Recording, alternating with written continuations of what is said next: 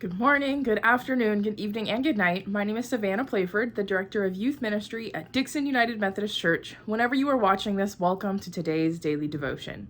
It is that time of year again where many of us are attending graduations, attending celebrations, and few of us are graduating. If you or someone you know is graduating, this daily devotion is for you.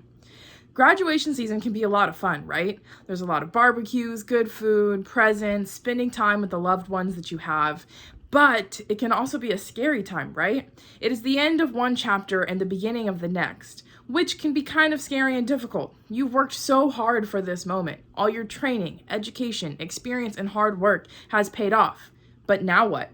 What will you do with all that knowledge? What will you do with all that experience? Now that you've worked through all those hardships, what do you plan to do? Will you go on and continue your education? Will you go straight into the workforce? Maybe you'll just take a break and relax with your friends and family. Regardless of whatever you do, I want to share a verse to you that might be helpful. Today I share with you Philippians 1:9-11 that says this. This is my prayer, that your love might become even more and more rich with knowledge and all kinds of insight. I pray this so that you will be able to decide what really matters, so you will be sincere and blameless on the day of Christ.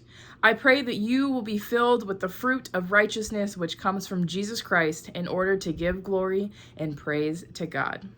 You see, this chapter in Philippians is where Paul is focusing on his journey, and he's telling the church that despite everything he went through in his journey, the oppression, the being in prison for his faith, that it only made him stronger, and that because of that, he wants us to become stronger in all of our hardships too.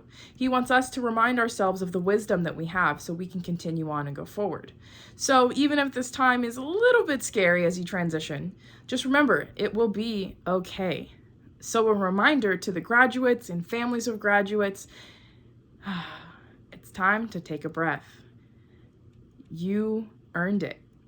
Take a breath. All of the hard work is finally paid off.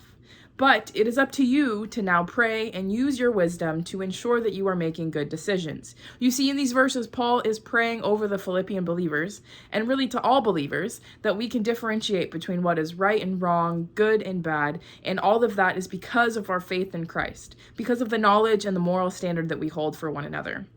God is going to return for all of us. We don't know when, but our good decisions do affect us. So, congratulations, you did it. You worked through all of the obstacles and you are on to the next part of your life. So take some action. Take time to set aside some time to pray. Take time to reflect and pray specifically that God will show you what his plan is for you in the upcoming days, months, and years.